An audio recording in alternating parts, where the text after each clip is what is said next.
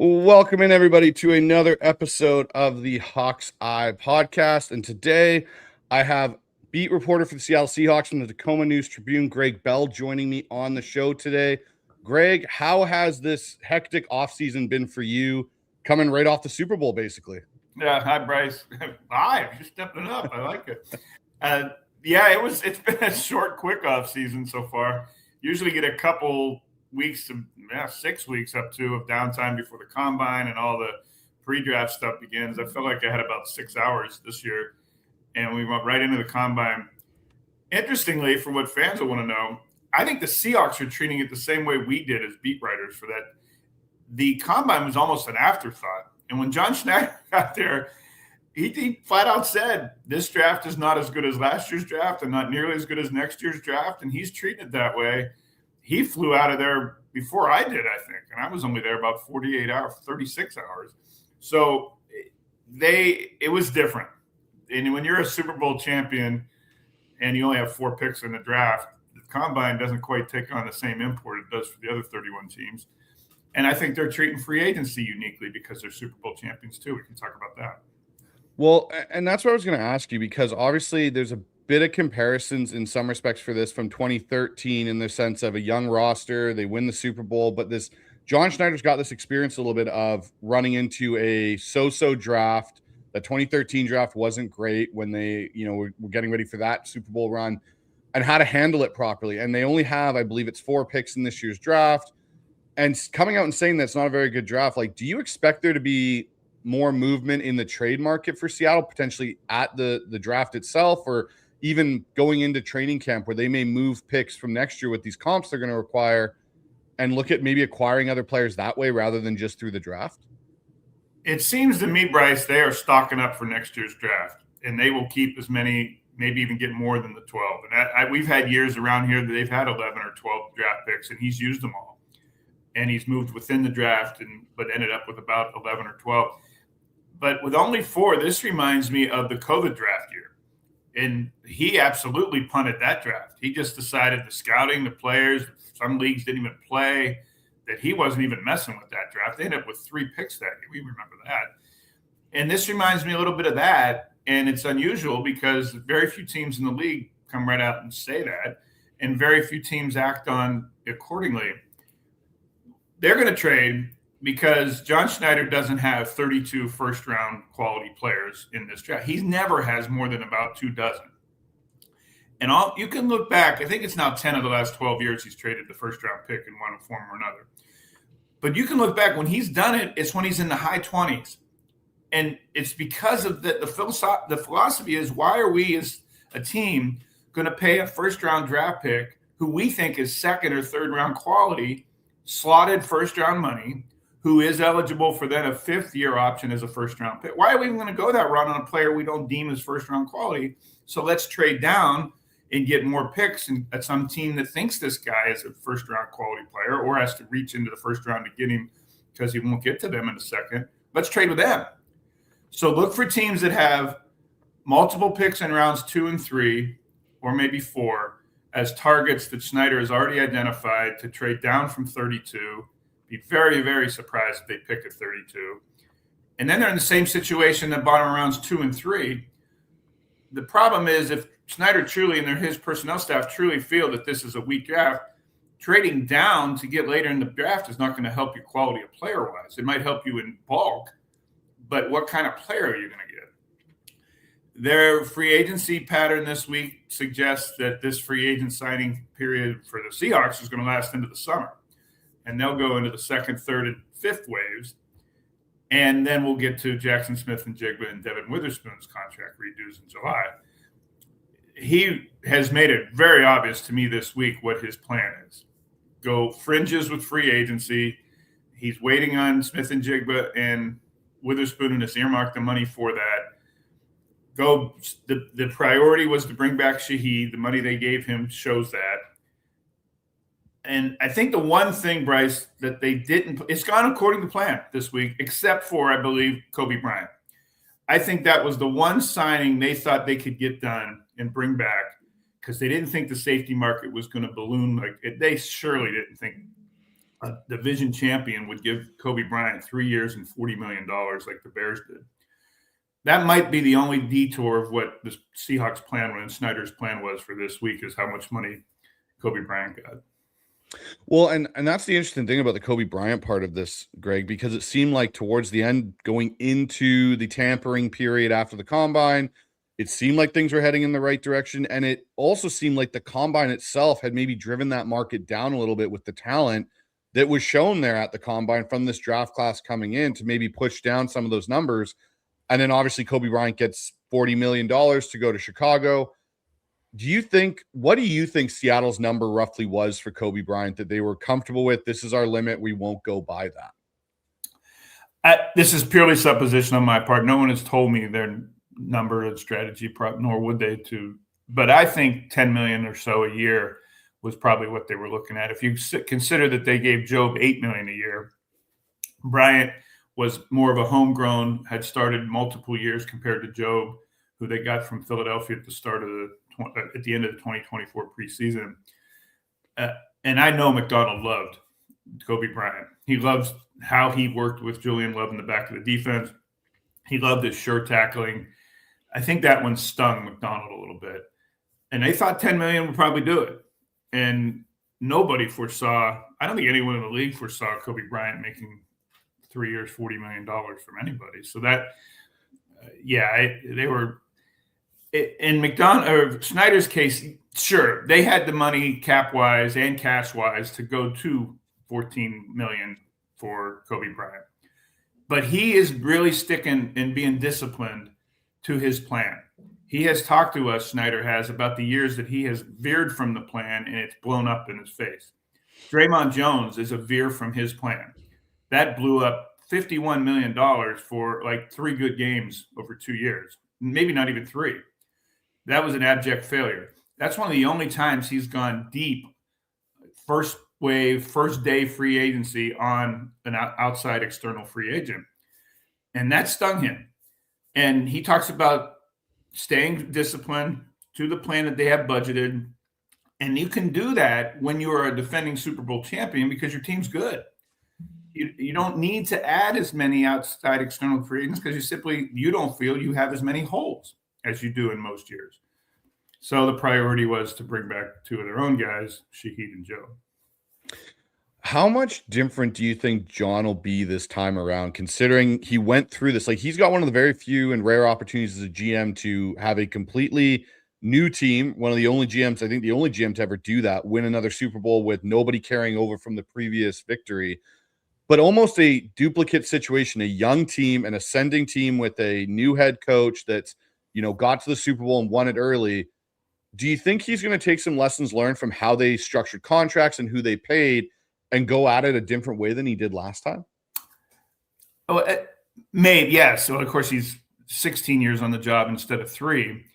But this is different in one big respect, Bryce. Back then, Russell Wilson was on a rookie contract. Now he's got a quarterback on a $33.5 million a year contract, which suddenly in the market is not that much when you get Daniel Jones making 40. That deal is unbelievable to me that he's making $44 million a year from the Colts. So they have a player in the middle of the pack, a veteran quarterback, instead of a rookie, can't get much cheaper 3rd-round pick as your quarterback. That striking rich in Russell Wilson hitting set them up for a decade of success. Financially, they had a quarterback for 4 years at relatively bargain basement price. And that allowed them to do everything at every position, including repay the Legion of Boom and all of it. Not so this year. And that's if they had a Russell Wilson type situation at quarterback, Kenneth Walker would be back at running back. And they would still be able to pay the Smith and Jigba and Witherspoon $40 and $30 million, which is probably what they're going to get in July. So that's the big difference there. He knew he had a quarterback who, by the way, the quarterback this time next year is staring at an extension, right? If you're a foundational guy going into your final year of your contract in Seattle, you've habitually gotten your deal done then. And when you don't get your deal done then, you know where you stand and you've got one foot out the door, which is what Kenneth Walker felt this time, last summer. So it is different. But there's no doubt, Bryce, that John Schneider is in some of these moves. Like just little things like the restricted free agents that he doesn't tender and then signs them back on his own terms. Those are that's chess stuff. That's 16 years of a GM having a rapport and a track record inside a building in a locker room. I mean, think about it. If you're a restricted free agent, Brady Russell, let's take Brady Russell, for instance. Brady Russell, recently married. He's in his mid-20s. He's got a chance to go to unrestricted free agency to see what his value is. He was a Pro Bowl alternate special teams player. And John Schneider comes to him and says, you know what? We're not going to tender you because we don't want to put the league number on you of whatever. It would probably have been a $2+ million tender. We want to put our contract on you. We'll give you 2 years for if you do this. Instead of 1 year, you get it a tender offer. Promise us you'll sign our deal when free agency starts and you won't go out and shop somewhere else. That takes trust. That takes Brady Russell saying, okay, I'm not going to shop and get my top dollar from the market. There's a trust factor there goes both ways. Russell's got to trust that the Seahawks are going to do Snyder's going to do what he's promising to do. And Snyder has to trust that this player is not going to just go out and find the top dollar somewhere. You do that time and again for 16 years, and you got a cachet in your building so that when times like this happen, you can carry out your plan. That, to me, the back channel deal with Brady Russell is an example of what John Schneider has been able to cultivate over 16 years in the job. No, and I totally agree with you because there's been a few of those over the years where he's been able to kind of work those deals out and get guys to come back. Jake Bobo, they did end up tendering, but, there's another guy I feel like that they may work something out. Maybe they do what they did with Eric Saubert last year where they release him, sign him back to a better deal or whatever it ends up being. I got another question for you, though, is how much do you think this new tax that's going into the state of Washington will play a factor for John Schneider and this group going forward? Because it kind of changes one of the things that was great about coming and playing in the state of Washington for these players. I've resisted writing on this so far, Bryce, because I just didn't feel like hearing the blowback of politics, that everything that you write about this would be political. Mm-hmm. But the GM put it in play yesterday on his coach's show when he said this is going to sting. So he admitted, Schneider did, that this has been a card in their advantage, that free agents and agents have been looking at Seattle and saying that their money won't be taxed when they earn here. Now, so fans know, no matter what player makes, no matter what money, he gets taxed in the state he plays in. So when they go play in San Francisco and Los Angeles, they get taxed at that daily rate for playing in California at California's tax rate. So it's not like a Seahawk coming here doesn't get taxed in some way. Now, just one day in California, or in the Seahawks case, minimum 2 days a year playing 2 road division games, those guys are still getting taxed. So they're not completely sheltered, haven't been by Washington not having an income tax. All but 3 states in the union have some form of an state income tax. So it is a novelty that is going to end if the governor signs this bill. I don't see it as will it maybe make it tougher for the Brady Russell scenario that I just mentioned, where a guy who's still in the middle of the start of his career, who hasn't made his huge first contract yet, would feel a 9.9% tax on $2 million? Perhaps. But by and large, Sam Darnold's not going to decide not to re-sign with Seattle on this tax because he's set. And every NFL veteran player that is a free agent of import, I'm talking big bucks, starting caliber, in the middle of his career, second, third contract guys, they made so much money that they're used to paying income tax at a higher rate than 9.9%. So my personal opinion is, while this luxury is ending for the Seahawks, it's not going to affect the bottom line of attracting top free agents. It is going to, I think, have some impact that they haven't felt yet about these restricted free agents or the lower end of the salary chart on the Seahawks each year. Will that end up having a tangible difference of whether guys, restricted free agent types, sign back or not? We'll see. But again, now apparently Washington will be joining what the rest of the league and what the rest of the league's players are used to doing. So it won't be a departure from people coming from the outside. Did that skirt around that without getting political there? I was trying to. I think you did a great job. You maneuvered and got around the bushes all the way there, Greg, without a problem. But since I haven't had a chance to talk to you since obviously prior to the Super Bowl, I kind of wanted to get your insight on one last piece to this offseason is the sale of this team. Mm. Do you have any thoughts on what will happen when that sale may even take place potentially? Do you think it'll be this year? Or do you think it'll be something where this is a more drawn out process that may not happen till the end of the year? I think it's going to be a long, drawn out process that may not happen until next year, into the calendar year of 2027. It's going to be a lot of money. I'm hearing 10, 11 billion dollars. It might eclipse the Lakers sale as the richest in North American sports franchise history. And when you talk about that much money and you have an estate instead of an individual reviewing the sale, let's not forget that. It's not Jody Allen going to find a buyer and approving it. It's the estate, which means lawyers, which means time. Lawyers like to get paid. How they get paid? They take time doing what they do. So this is not going to be a Jody Allen who presents a buyer to the trust, to the chair, or the Paul Allen Trust, and they approve it. This is going to be reviews. This is going to be a lot of legalities. This is going to be a lot of reviews of financials. It's going to take a bit, I think. As far as I've been told, they haven't identified a buyer that has stepped forward yet. I think it's going to be in a consortium of people. There are only a few people that would want to put $10 billion down. We know who they are, and none of them seem to be stepping forward anyway yet. So when the trust statement said through this offseason, I think that let a lot of wiggle room for how long it could last. And it would surprise me if this was done before the season begins. John Schneider is saying that and Mike McDonald are both saying that it is business as usual. Let's not forget that the NFL has minimum cash outlays that teams have to put out every year. So it's not like the new owners can come in and say, you're not paying these contracts. And there's, of course, the maximum everyone knows about with the salary cap. So they are regulated by the league on really paying players salaries as they always have. It's not like a new owner can come in and change that. Well, and I think also I think it was John that said, maybe it might have been on his coach's show, but basically Jody's told him, like, go out there and rip it, essentially. Go out there and be aggressive.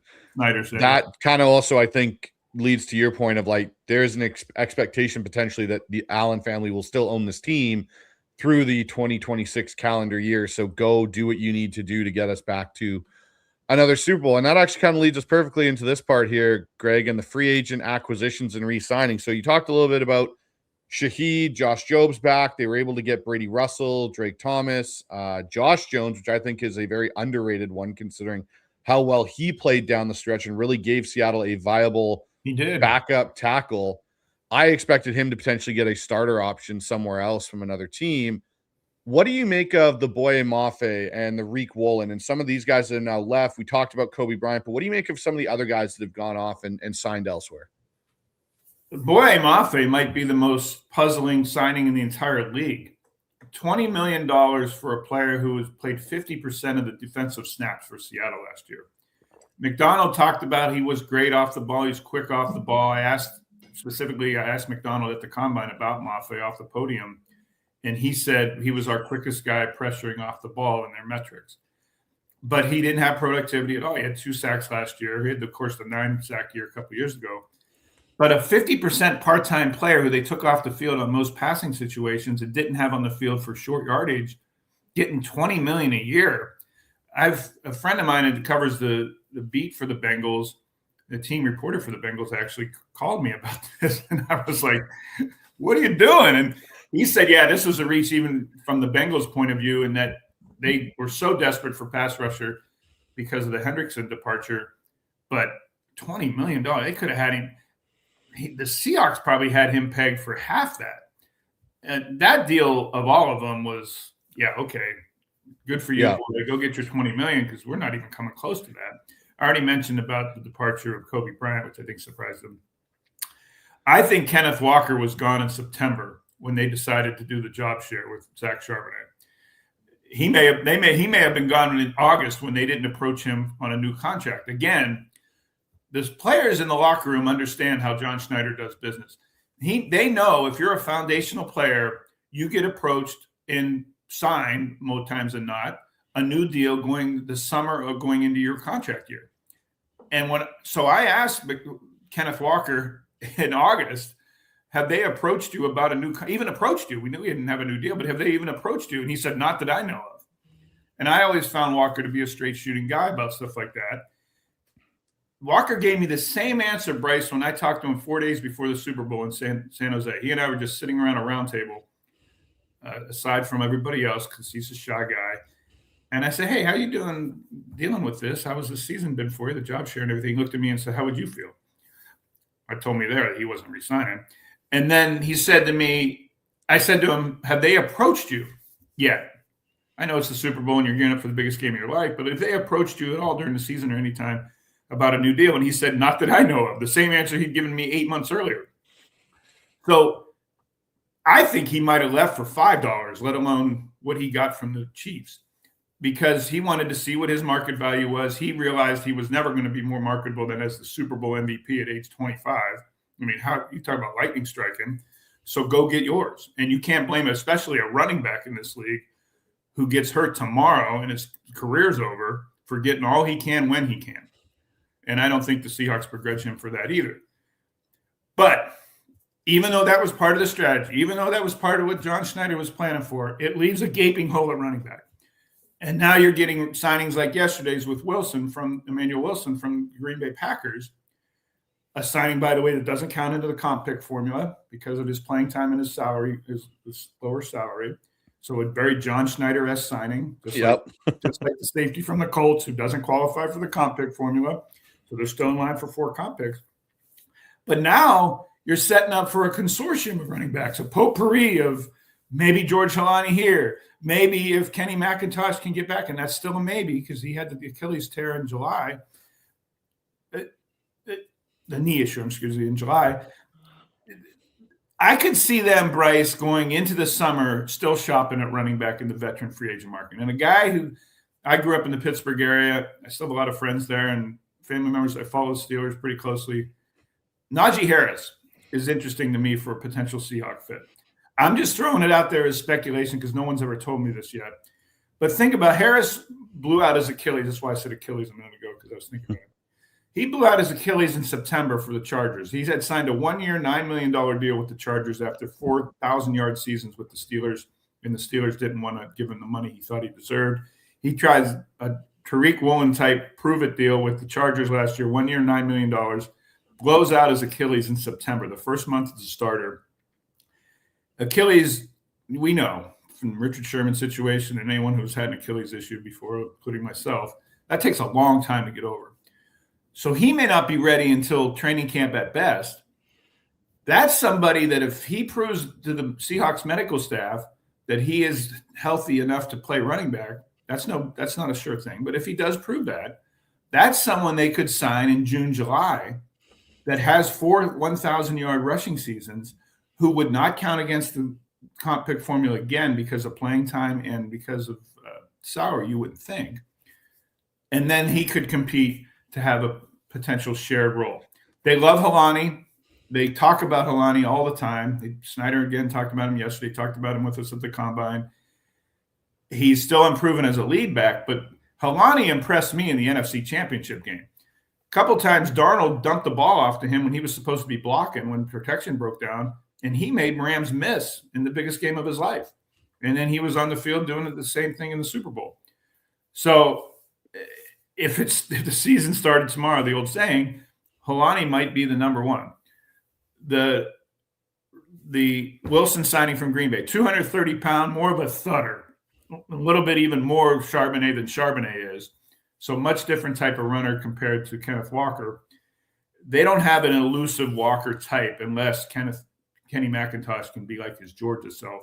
And because he's had 2 season-ending injuries in 3 years, that's no sure thing either. Yeah, it's kind of interesting, the running back room, because I look at it this way too, Greg, and I go, there could be a situation where all the running backs in Seattle's running back room, outside if they draft somebody, are all basically on 1-year contracts in a weird way, right? Like this room could look very different in 2027. I don't even know what version of Zach Charbonnet will get back when he does come back from his injury. He's obviously had the surgery, and John and Mike have both said it went well. But when I look at it, I go, is he going to really be up to form by the time he does get back? Because there's, conditioning. I'm in great condition shape and stuff. And then there's football shape. And we've seen that for years with players.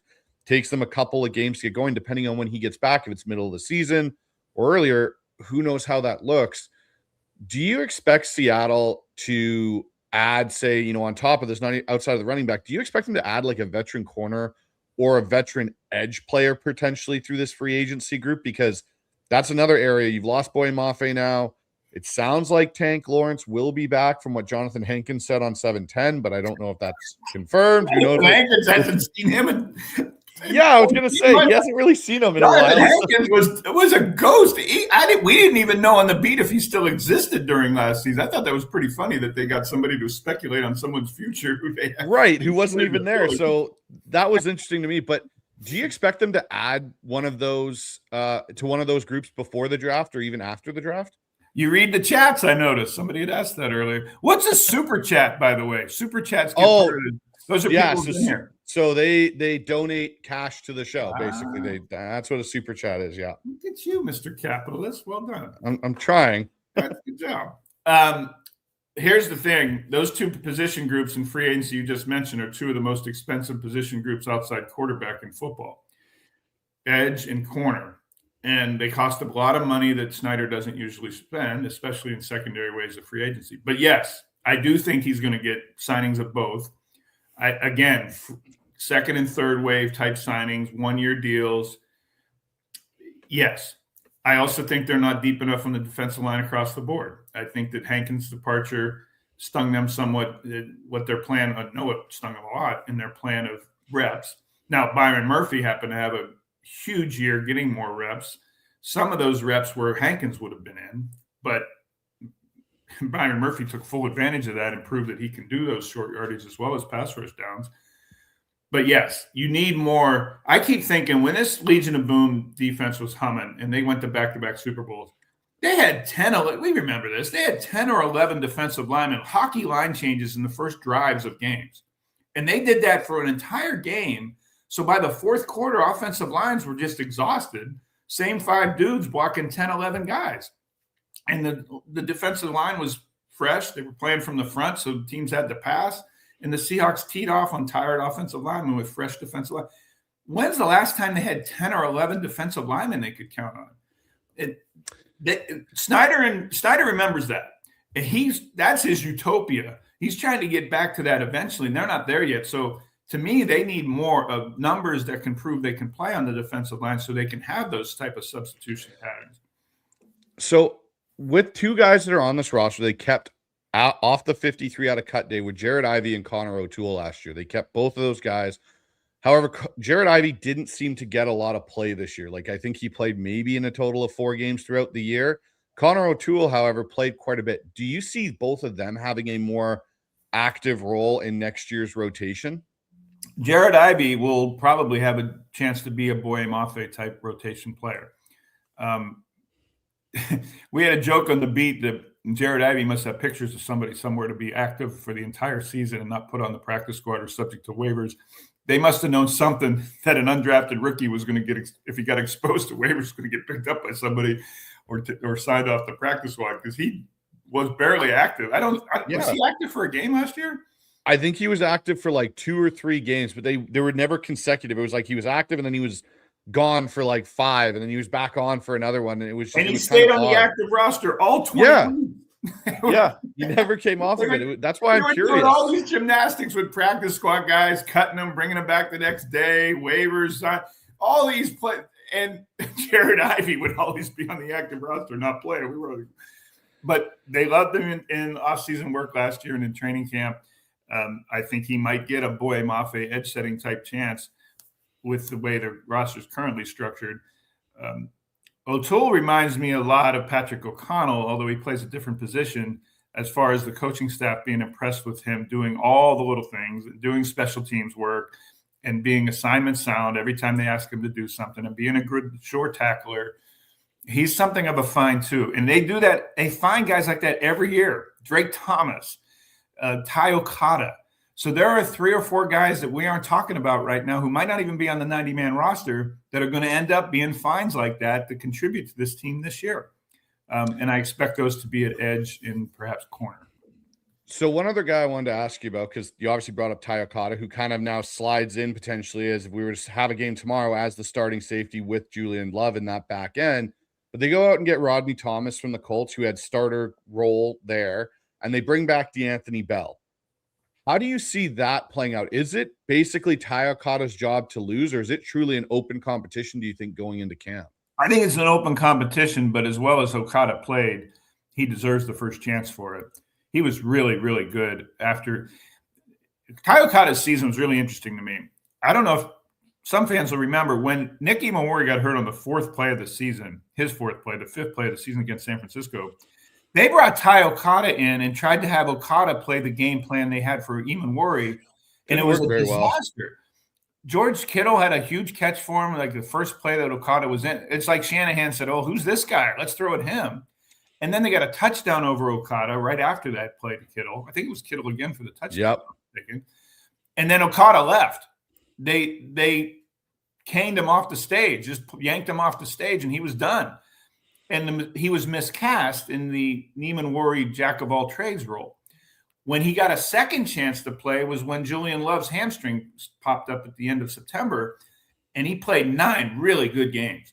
Short tackle, stayed in the back of the defense, wasn't doing the Neiman Worry role, but a traditional back-end safety role, and he was great at it. And he was a really short tackler that McDonald really liked. So they found something almost accidentally there with Okada. But to your point, I really liked Anthony Bell. He was good with the Browns. He was a starter with the starting safety with the Browns for a while. And then he ended his Browns tenure on the premier special teams player. That to me was a good signing for them because they had waived him thinking they could get him through waivers at the end of last year. And then Carolina and Dan Morgan and those guys snuck and snapped him up. But then the Panthers released him in January, and now here he is available for the Seahawks again. I wouldn't count out Anthony Bell. I don't think they need to go out and sign or draft, or they may draft at that position, but they only have 4 picks. I think they're going to roll with Ty Okada, Anthony Bell, and what they have in-house for the replacement for Kobe Bryant and be pretty happy with the potential of doing that.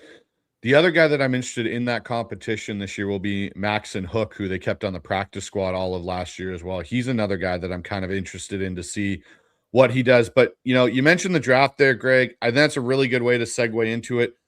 For the Seahawks draft, 4 picks. We talked about how this may be a year where Schneider kind of punts on the draft in a way.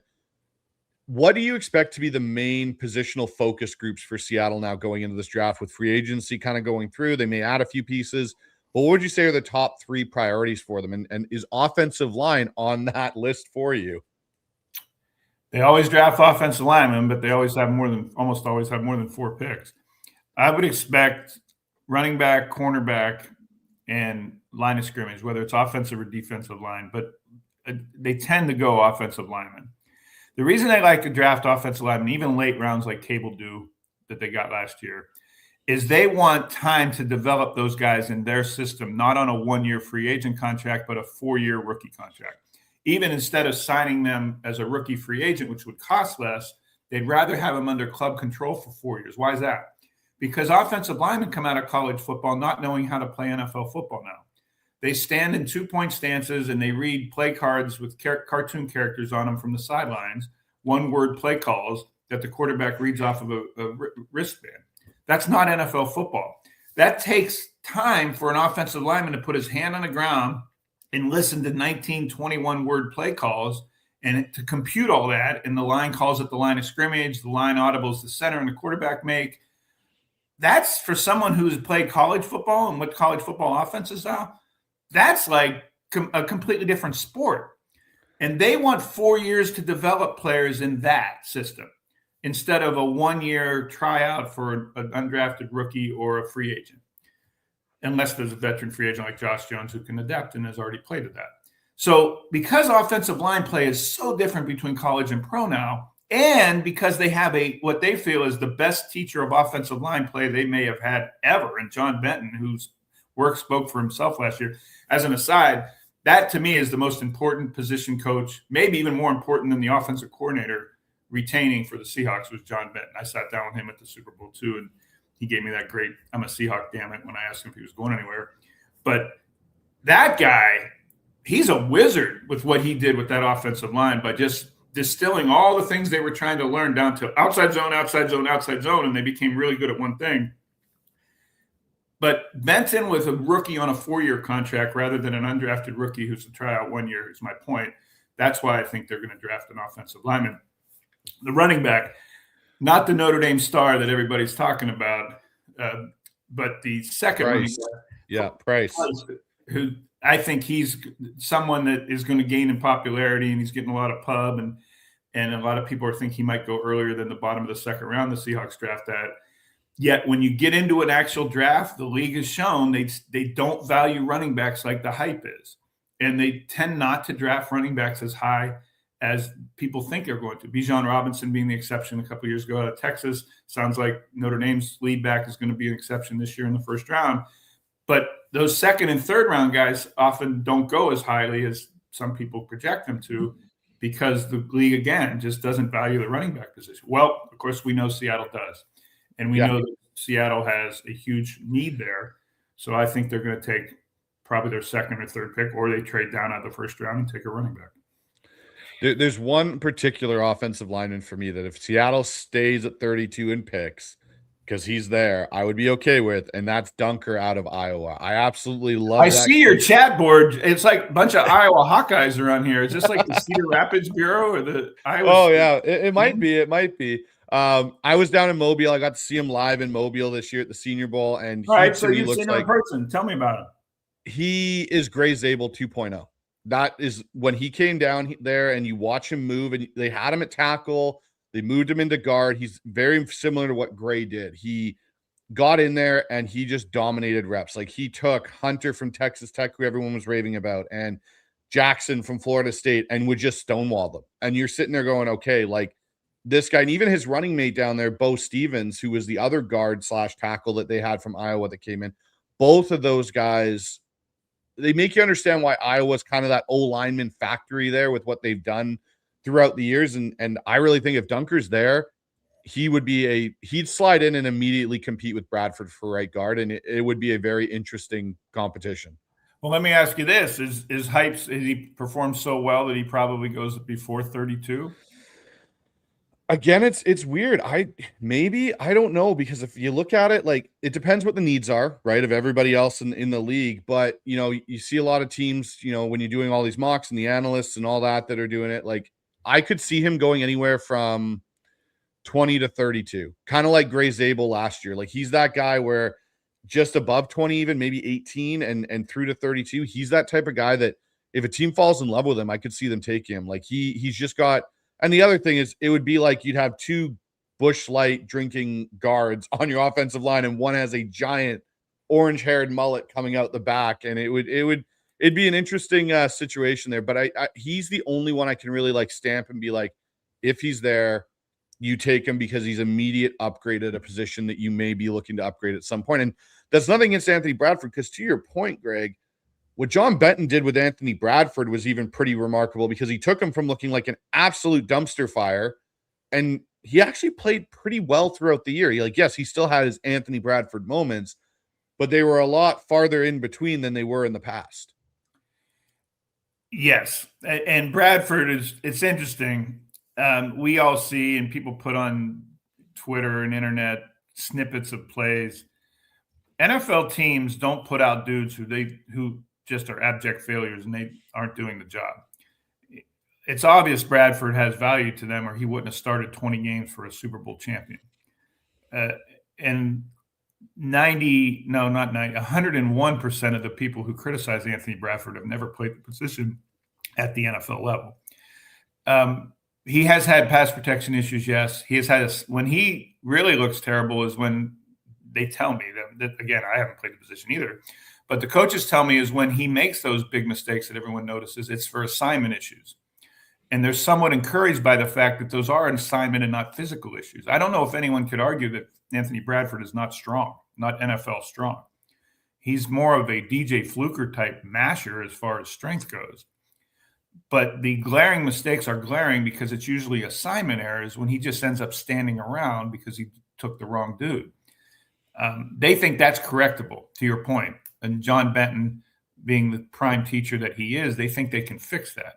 Not to mention he's still under Cub control for another year, and it comes cheaply and better than going out and getting somebody in free agency. But to the point his rookie contract's about to end too. So is this Dunker or is this someone in the draft pool at the top of the draft? They like him enough to draft him to be the heir apparent?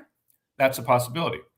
If that's somebody like that they are in love with and think they can do the Zabel trick with, I caution though, I don't know that they'll ever draft somebody like Gregg Zabel. That draft pick was incredible. To get him where they got him at 18, and to do what he did, and to be the presence that he was. That dude was talking smack to 12-year veterans on the field. That dude was leading the locker room. I mean, veterans were sitting around that guy like a fireside chat, like he was President Roosevelt or Santa Claus or something, for being 21, 22 years old out of North Dakota State. It blew my mind, the presence that guy had and how good he was.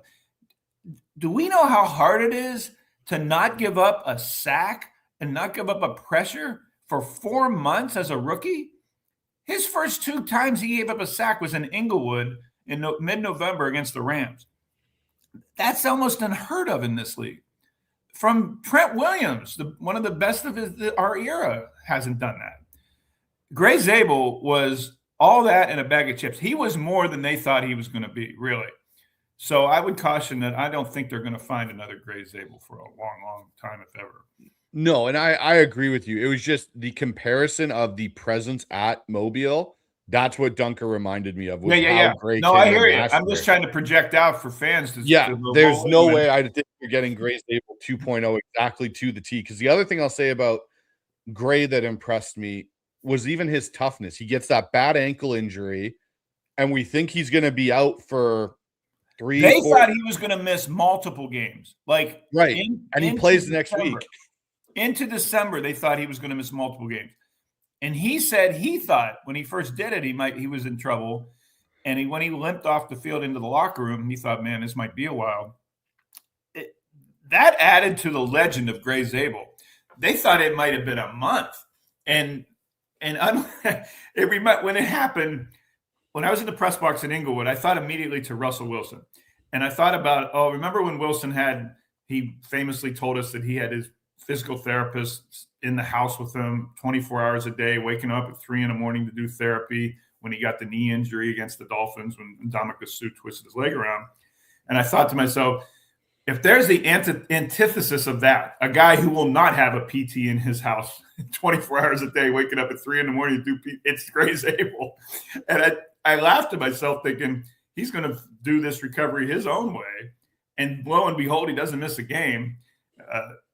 Like I said, that added to the legend of Gregg Zabel. That was when he was laying on that field, and I looked down from the press box. I thought that was a 4-week injury the way they were walking him off the field. And you know what? I'll say this too, just before we go to the other topic here, is you called it back in March, even April of last year, that Jalen Sundell was probably going to end up being the starting center for the Seattle Seahawks. And even him throughout this season, it was basically a rookie year for him getting to finally play.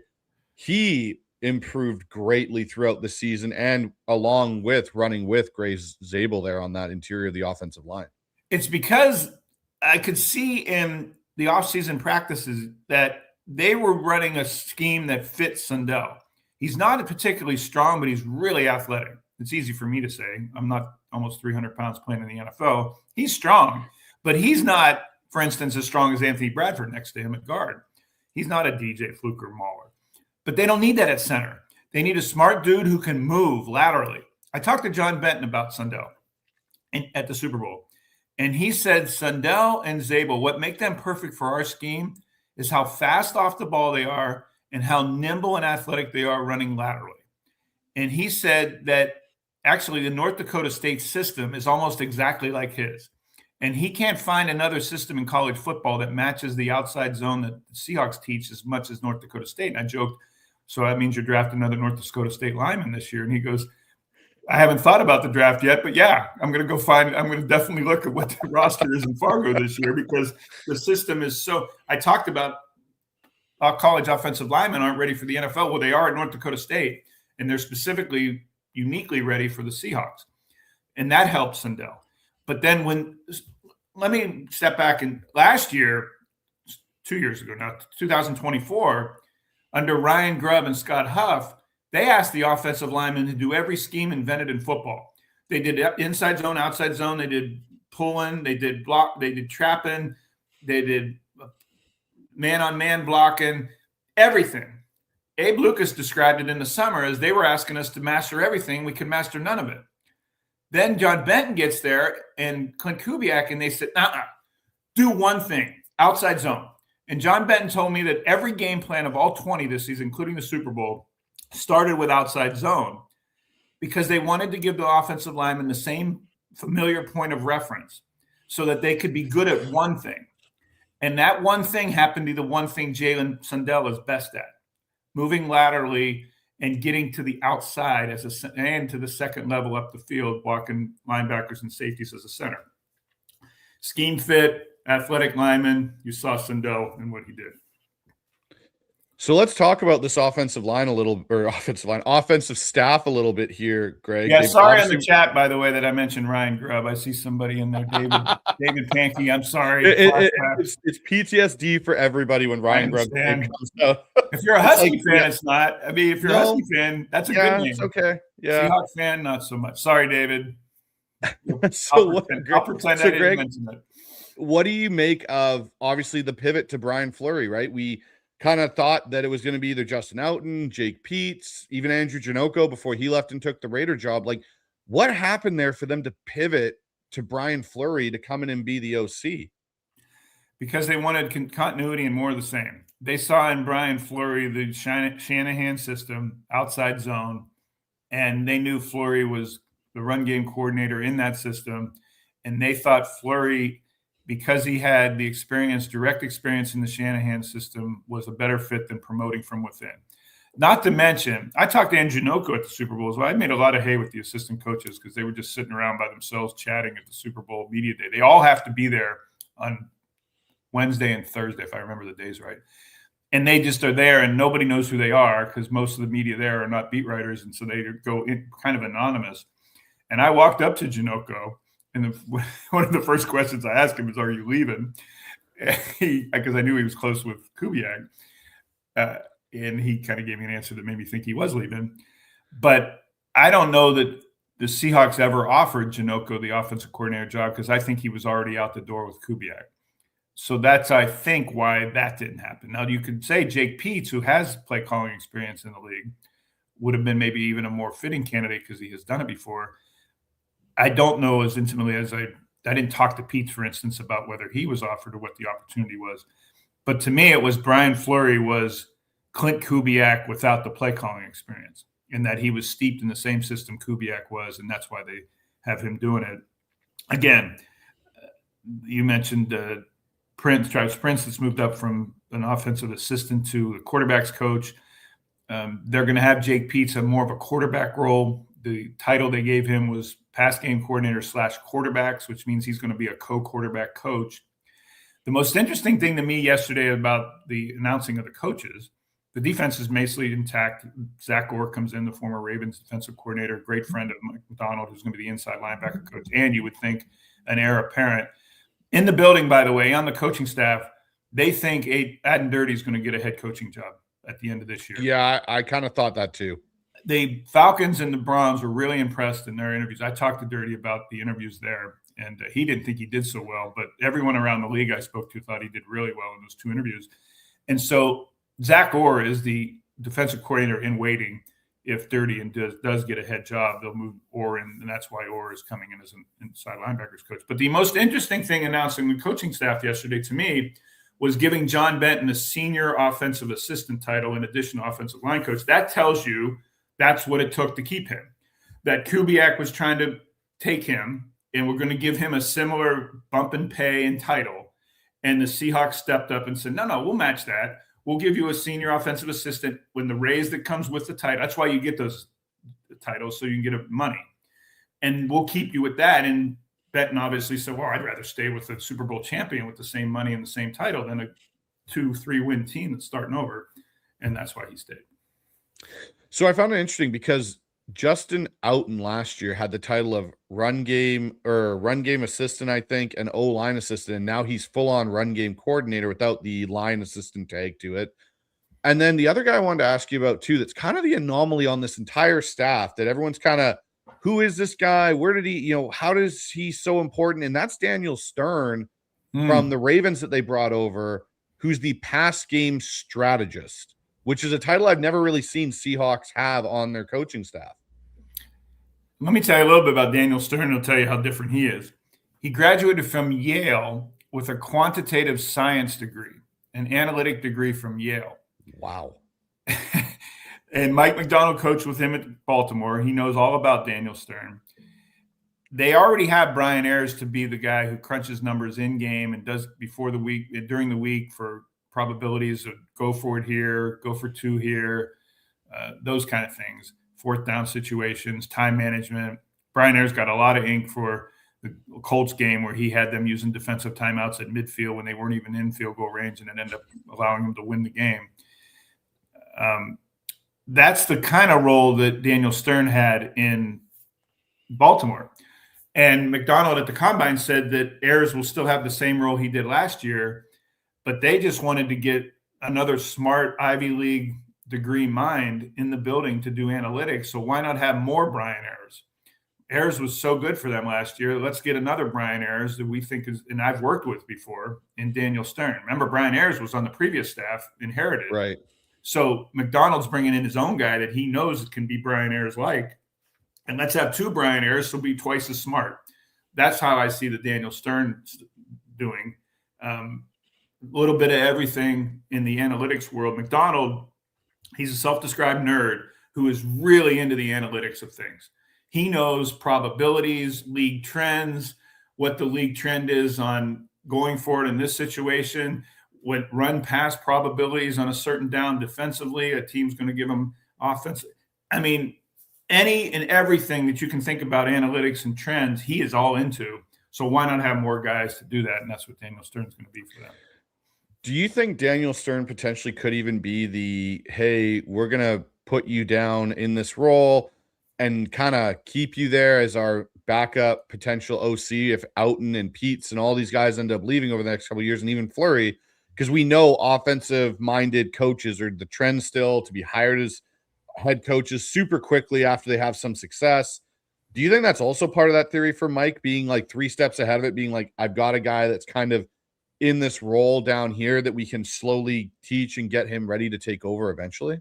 Could be. And I know McDonald thinks about that stuff, and he's thinking about being here for a long, long time.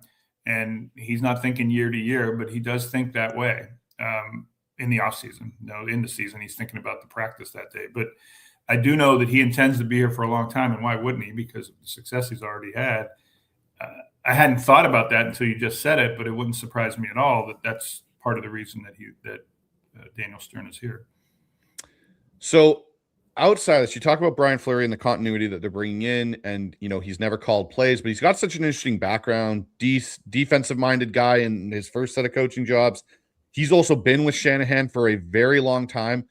Do you expect there to be some pretty significant visual changes to this offense that maybe we didn't see last year? Because yes, Clint Kubiak comes from the tree, but Brian Fleury's kind of lived in the Shanahan tree exclusively, where Kubiak's that departure from it just enough. Yeah, when I think of how that could be different in thinking of how San Francisco plays, I could see the Seahawks using more tight ends than they did. I could see them using 3 tight ends more than they did last year. I could see them with a lot more pre-snap motion, although they did a ton more than they did the previous year under Grubb. But I could see them doing things to isolate matchups in scheme with motion more than they did. That's something else Kyle Shanahan does quite a bit. Those kind of things that might be subtleties, but because they're running it back with almost the entire staff or player offensive lineup, everybody but Kenneth Walker basically is coming back on offense. Now that's a big omission, like we said. But I think how they play is going to be the same. But I think there will be subtleties like that. They're going to run the ball 50+% of the time.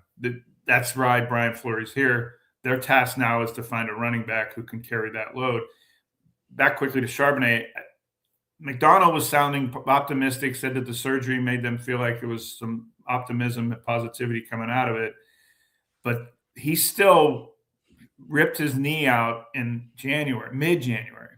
And 8 months is usually the quick side of that. And 8 months is going to be late September, and the season will have already started. So they've got issues to find and settle at running back. We'll see if Emmanuel Wilson is part of that, and we'll see how much George Lonnie moves up in prominence.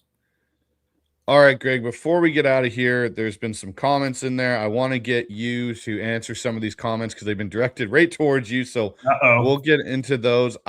Hey, you know what? It's always good. The group here is great. So we got one right off the bat here, and we'll go with this one here from John. He goes, Greg, what are your thoughts on how much McIntosh can contribute if he stays healthy? They really liked him out of Georgia, and if he hadn't gotten hurt, remember, he's been on injured reserve now 2 of his 3 years, including all of his games last year. He got hurt in July, but he only played, I think, 3 games on special teams as a rookie before he went on injured reserve then too. They are really curious of what they have in him. They want to see, hey, the reason we drafted you, you have that in the NFL, and he hasn't gotten the opportunity to show that in real games yet, which is a long way of saying I think he's going to get every chance to. And he would be more of a Kenneth Walker elusive guy, a different kind of runner still, but not like a Charbonnet or Emmanuel Wilson, who are bowling balls relative to what Walker was. So there is a definite place for him. It's all a matter of how he comes back from this injury. He's a lot of untapped potential because we haven't seen why they drafted him yet. And not to mention, he's a really cool guy in the locker room. The players love him. We love him as media. He's a really thoughtful, well-spoken, and he's just a really good dude. He was devastated, I can tell you that, in July. Well, and he played so well down that back stretch of 2024 when Walker was injured, and it was him and Charbonnet. He was doing a lot to impress me. We're going into this past season.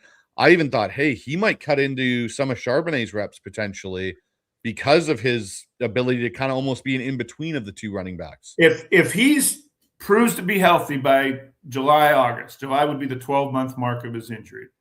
If he proves to be healthy, Kenny McIntosh will be the leading rusher for the Seahawks this coming year. Because he's going to get the opportunity to do that. He'll get the bulk of the carries because he would then be the bridge to get to if Charbonnet does come back. Whenever Charbonnet comes back, I don't think everyone can just assume that he's going to pick up where he left off and run for 12 touchdowns and be the same guy he was last year, because he will not have had a training camp. He will not have had an off season. A running back, you need to cut. You need to have your legs under. You need to have conditioning. That's not a plug and play thing when he returns, whenever it is. That's going to be a long ramp up, one of those perhaps 21-day windows all the way up to the 21st day when they do activate him from injured reserve, which will probably start the season on. That's no sure thing, man. We're talking maybe December, if then.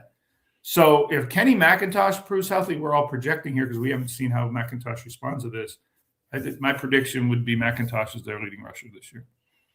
Wow, it's going to make a lot of people happy in my chat because there's a lot of Kenny Mac fans in there, so that'll make a lot of them happy. But here's another one, Greg, from I'd Rather Be Flying an X-Wing. Goes, Greg, who is the surprise free agent target that John has his eye on and none of us are thinking about?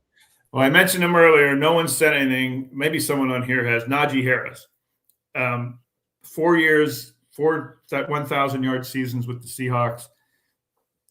The league doesn't know how he's going to be because the Achilles was in September, and we're only in March. So nobody should sign him now, obviously. There's too much of a risk, and you don't know what you're getting. But when we get into June, July, if it looks like and maybe even August, that could be someone that low cost. It would be a risk, but they would sign him to a no risk, low cost deal coming off that injury. That would be you'd have to get a bunch of medicals to clear him and doctors to say yes. That's in the back of my mind as a John Schneider special, if they could unearth that. And if it doesn't work, from the team's perspective, we didn't invest a ton, and it would be a lower risk signing. As you talk about secondary waves of free agency, that's like the bottom wave of free agency. That's almost their 4th wave of free agency at that point there, Greg. Which, by the way, when did we get the second wave of free agency being like 4 o'clock on Monday? That was crazy. Well, that's because of your legal tampering period that happens at the combine now. It's not really thank you, Bryce. when they say it is. It's way out in the combine. They're tampering like the week going into that. Exactly. When I've seen it in person, when GMs walk by agents in Indianapolis, and they do it all the time because it's in the JW Marriott lobby, or it's in the Starbucks that's across the street, or it's in the restaurant down the street, or it's at St. Elmo's. They don't just nod at each other. They stop and talk. And when they don't stop and talk, they don't say, wow, it's really windy in Indianapolis today. They say, how much money do you think it would take to get Kenneth Walker to come to Kansas City? Well, Chiefs are really interested. We're really interested in him. What's your ballpark, David Cantor? Well, we're thinking like 12, 13 minutes. Hey, let's talk. I'll be in touch. Yeah, exactly. That's illegal according to the NFL rules. But that happens as much as the sun comes up in Indianapolis at the combine. So I kind of figured as much. Tampering. How do you get 313 signings in 6 hours? Yeah. It's a pretty well-coordinated coincidence there, Greg. That's how that works. Let me also say, I think the combine is broken. And yes. If players are just going to not do any of the drills, why are we even having a combine? What did they? I think there were like 7 players or 12 players total out of 300 invited that actually did all the drills. I mean, we all leave. The NFL people leave. Even the GM, John Schneider, left on Thursday. I'm in there Tuesday and out Thursday. No one stayed. Everyone made a big deal out of the pictures of an empty convention center floor with the offensive line availability on Saturday. Who's going to spend 6 days to watch guys not run and not do drills? And it's broken. And pro days are taking significance over that. The most important part of the combine now is what we just talked about, the agents meeting with the GMs. And Snyder admitted that's why he was there. In fact, he admitted why he's at home and on Thursday before you even left is I can get the same coverage I would and less bothersome from people talking to me by watching it on NFL Network. And it's like, if GMs are going with that mindset now, it's kind of tells you how broken it is. But the problem is the combine should be for players who aren't top of the line guys who can make a mark there and impress. And guys from Division II, from Lenoir-Rhyne, like Derek Young was from, or guys that aren't on college football broadcast every Saturday. That's who the combine should be for. But the NFL and NFL Network can't sell that, and they can't sell ads for that, and they can't sell tickets to fans to go watch bench pressing for players that they've ever heard of. So that's why the combine invites everybody, including Caleb Downs and the top of the draft guys, because they have to sell it, because they need to sell ads, because they've decided to make it a 6-day thing into prime time. It's the same reason everything else is in the NFL. It's because of money, but I'm completely digressing there. Oh, it's true though, Greg. It really is. We got one in here from Rockman Drums. Goes, do you think, Greg, Von Miller will be a Seahawk this year? Yeah, that came out that they were interested in Von Miller. I don't. Yeah. I don't. Only because I thought maybe it would have already happened by now. No, I don't, and I don't have a good explanation other than if he was. I think that's something Snyder probably already pulled off by now, but. It does underline the fact that I think they are still going to add an edge, and that McDonald can't have enough of those guys. Here's one from John again. Goes, Greg, do you think Fleury can unlock the tight ends, and will Arroyo have a breakout year? John McGrath, I would love for that to be my former News Tribune columnist colleague, John McGrath, who I miss a lot working with. I had a great time. Quick John McGrath story. Longtime News Tribune, great baseball writer in particular. He's sitting next to me at Super Bowl 49 in Glendale, and we are marveling at the catch that Jermaine Kearse had just made. We're trying to decide who's going to write which angle. I'm going to write the game story, but which is going to be the number one thing of the game story. And then the Malcolm Butler. Again, I'm sorry I'm bringing this up just like Ryan. It's okay. We beat them in the Super Bowl, Greg. It's good now. Exactly. The Seahawks fans can rejoice in the recent rather than the past. But when Malcolm Butler intercepts the pass, John McGrath, the News Tribune, the esteemed columnist sitting here, turns to me in the press box and says, we just watched the worst play call in Super Bowl history, Greg. Amid everything else was going on. And I said, John, there's your column. Thank you. He said, yep, I'll write that. I wrote the rest, and that's how that all went down. Jeez. salute to John McGrath. I'm sorry, I'm not sure that's the same John McGrath, but Mr. Other John McGrath. I just mentioned earlier that I do think that Fleury from the 49ers is going to be more tight end centric. And it's not that Kubiak wasn't, but he didn't have Arroyo for a lot of the year because of Arroyo's injury. And I thought that kind of beset their plan at tight end, especially at receiving tight end. Something else about Arroyo, I mentioned it during training. I wrote about it during training camp. They split him out a lot as a slot wide receiver type tight end, more like a Jimmy Graham than anything, even a little bit more like a Noah Fant. I hate to bring that name up too, but he wasn't an inline tight end in training camp much of the time. It was A.J. Barner. And Barner proved to be so good at both roles of blocking and receiving as an inline tight end. But I think when Arroyo's healthy, you're going to see almost a hybrid wide receiver out of him. That makes his skill set different than the other tight ends they had. It's certainly Eric Saubert and A.J. Barner's game. So, yes, there is a specialized role available for Arroyo to be a matchup guy. He just wasn't healthy enough and consistently playing enough to show that. All right, we got one here from Martin. It goes, with the signings the Rams have made, are they now under serious pressure to deliver a Super Bowl this season? If they don't, would it be considered a failure, Greg? Martin, yeah, I think the Rams, the window's about to slam shut. Matthew Stafford might play one more year, I would expect. I wouldn't expect. Remember, this time last year, we weren't even sure that Stafford was going to get through a season because of his back. They're making moves like that move for McDuffie, even courting A.J. Brown. They're making go for it, mortgage the future moves like they used to when they got a last Super Bowl and they had no first-round picks for about 6 years. Yes, to answer your question, I think the window is – and that's good news for the Seahawks because the Seahawks are a much younger team. Even though the Rams are still young on defense, they're making these ads to make them older, especially on offense. The Seahawks are younger, and their primary rival in the division is getting older and more expensive. That's not a long-term strategy. That's a win-now strategy in LA. And I think they're going to have a quarterback change sooner than later, maybe after this year. All of that speaks to the Seahawks' advantage longer term. The Rams are really going for it. Let's not forget that Rams team was the only one in the league that shredded the Seahawks defense and McDonald's defense. I mean, just torched them in the second and third meetings. The Buccaneers got 38 on them, but the Seahawks are missing 4 starters that day, and then Darnold handed them the game at the end. But there was no team in the league that had success like Sean McVay's Rams did against Mike McDonald, and Stafford was a huge reason for that, and throwing in Nakua and all those guys. So they get A.J. Brown too. That's a go for it, win it this year, and then come hell after 1 year, come what may. So their window's about to slam shut. Oh, John responded here to you. Greg goes, just have the same name, Greg, not the same guy. You're thinking, yeah, sorry. So yeah, John McGrath, I'm not sure he knows how to do live podcasting texting. He's older than I am, which means he's a little older. Yes, I'm old. But yeah, I had to just shout out John. Thank you, the other John McGrath, for chiming in. I appreciate it. Well, Greg, I'm not going to keep you any longer. I really appreciate you coming on and doing this live show for my listeners to interact as well. It's been great.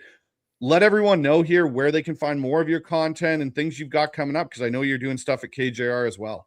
Yeah, thank you. I'm on every morning. Every morning at 7 a.m. on KJR with Chuck Powell and Bucky Jacobson. Occasionally guest host, fill-in hosting as well sometimes, usually in the afternoon, 1 to 3 for Ian Furness when he's on hockey trips. And the newstribune.com, they are kind enough that they drop the paywall for all our Seahawks stories because they're very popular and people read them, and they feel like they would rather everyone get to read them. So the newstribune.com, on Twitter, X, whatever the kids call it, it's at Gbell Seattle. Appreciate that. All right, everybody. So as you know, descriptions and links for that will be below. So make sure you guys go over, check out Greg's stuff. Give him a follow on Twitter. Greg's one of my go-to Seahawk resources. So again, Greg, thank you so much for your time. Appreciate it, everyone. Thank you. Thanks, Bryce. See you later, Greg. All right, everyone. That was Gregg Bell from the Tacoma News Tribune stopping by, joining us on the Hawks Eye Live. So everybody, I appreciate your comments, everything like that. It was great to have you guys in here and be able to interact with Greg. I got one more super chat in here. We got one from Bruce for $49. Thank you so much, Bruce. I totally appreciate that.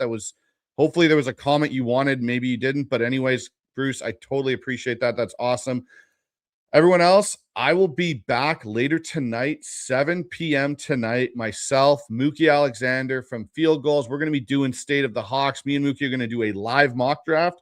We're going to talk about the history of John Schneider, his worst and best free agent signings, as well as look at some of the draft picks and what Seattle's done with getting Emmanuel Wilson, Rodney Thomas, and what they've done re-signing and how this offseason has been kind of going out. So again, thank you guys so much for being here and supporting the show. If you haven't already, like, subscribe to the channel.